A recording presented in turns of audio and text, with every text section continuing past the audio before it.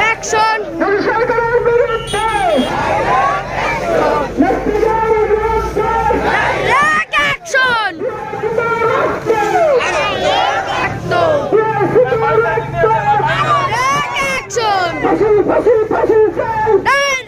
ফাঁসি চাই, ফাঁসি ফাঁসি চাই, ফাঁসি চাই।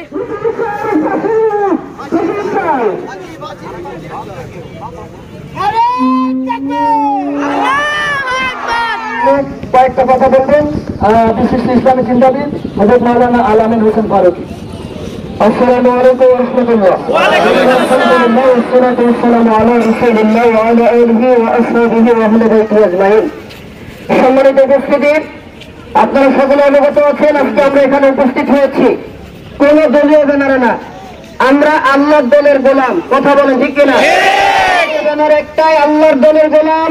ঈমান এনেছি আল্লাহর উপরে, রাসূলুল্লাহকে নেতা মেনেছি। সেই রাসূলকে নিয়ে ভারত যুগে যুগে রাসূলের অবমাননা কটূক্তি করেছে। এমনকি বর্তমানে গত সপ্তাহের আগের সপ্তাহে ঘটে গিয়েছে ভারতের মুম্বাইয়ে রামগিরি হিন্দুত্বের পুরোহিত রামগিরি আমাদের রাসূলুল্লাহকে নিয়ে কটূক্তি করেছিল। তার বিজেপি নেতা নীতিশ নারায়ণ রানে সে এটাকে প্রতিবাদ পক্ষে কথা বলেছে মুসলমানরা যদি এর প্রতিবাদ করে তাহলে মুসলমানদের ঘরে মসজিদে ঢুকে ঢুকে তাদের আক্রমণ করা হবে। আমরা 91% মুসলমানের এই বাংলাদেশ থেকে বলতে চাই, ভারতের মোদী সরকার সামান্য বাংলাদেশ দেখে তোমরা আমাদেরকে বেশি দুর্বল ভেবো না। মুসলমান 313 জন ইমানদারি ইমানি সাহাবীদের ইমানটাই যথেষ্ট।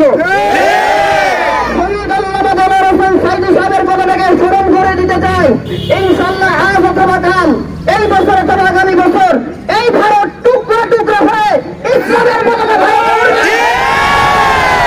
যদি অনতিবিলম্বে বিজেপির এই সন্ত্রাসমূলক সরকার যদি তার এই নেতাদেরকে কর্মীদেরকে বিচারের আওতায় না আনে, আমি অন্তর্বর্তীকালীন সরকারের কাছে দাবি রাখবো প্রথমে এই বাংলাদেশে অতি বিলম্বে নাস্তিক মুরতাদদেরকে এই দেশের সংবিধানে সর্বোচ্চ শাস্তি মৃত্যুদণ্ডের বিধান কায়েম করতে হবে। রাজি আছি তো ইনশাআল্লাহ?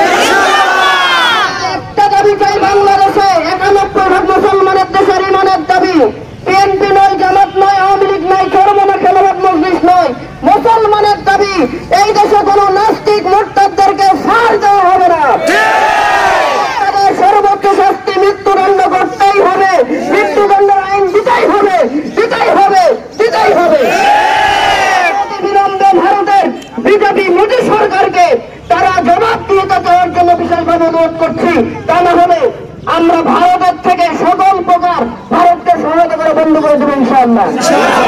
আমাদের বন্ধু নয়, আমরা বলি ভারত যদি আমাদের বন্ধু হয় পৃথিবীতে কোনো শত্রু রাষ্ট্র নয়। ঠিক করে বলি তাদের প্রতি আমার করজোরে অনুরোধ, আমরা মুসলিম যে দলেই থাকি না কেন, আজকে আমাদের ব্যানার ইমান রক্ষার ব্যানার। কথা বলে যেন আমাদের এই ইমান রক্ষার আন্দোলনটাকে কবুল করেন, পরিসরে করতে পারি।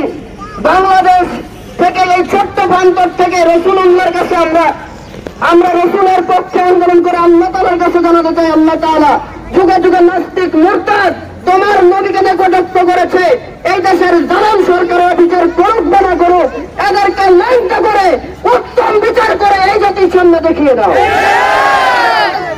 ভাবে ইসলামের পক্ষে থাকবে ইনশাআল্লাহ। সম্মানিত উপস্থিতি আমাদের